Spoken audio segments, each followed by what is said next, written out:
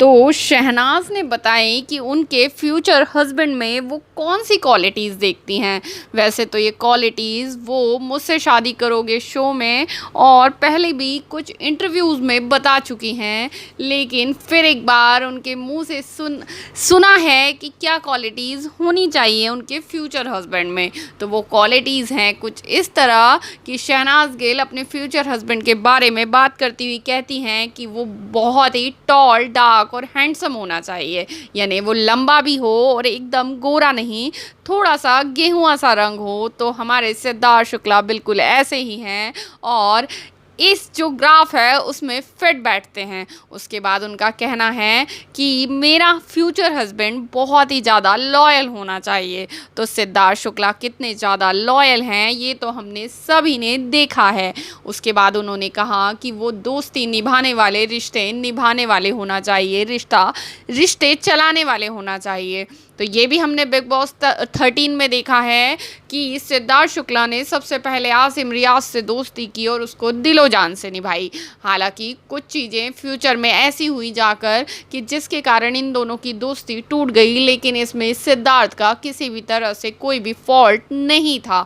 लेकिन सिद्धार्थ ने काफ़ी अच्छे से अपनी दोस्ती निभाई। वहीं आरती के साथ, पारस और माहिरा के साथ भी अपनी दोस्ती निभाई और शहनाज के साथ अपने रिश्ते को वो लास्ट तक ले गए।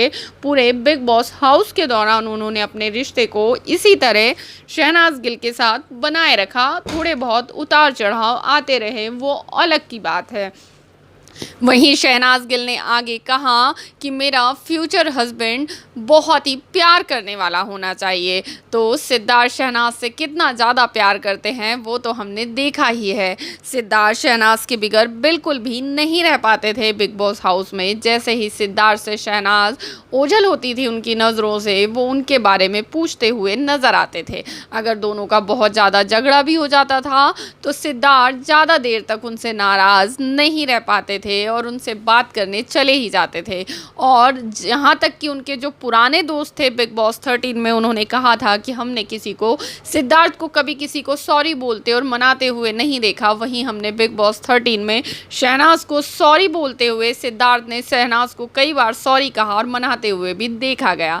तो शहनाज ने अपनी अगली बात यही कही कि मेरा फ्यूचर हस्बैंड ऐसा हो जो मैं जब नाराज़ हो जाऊं तो मुझे मना ले। तो सिद्धार्थ में वो क्वालिटी भी बहुत अच्छी तरह है।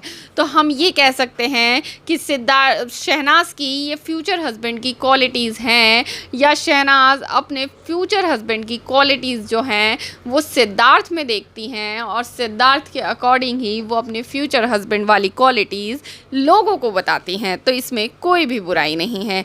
तो ये थी मेरी आज की खबर आप लोगों के लिए। आई होप आपके लिए यूज़फुल रही और पसंद आई हो तो मेरे चैनल को कीजिए सब्सक्राइब।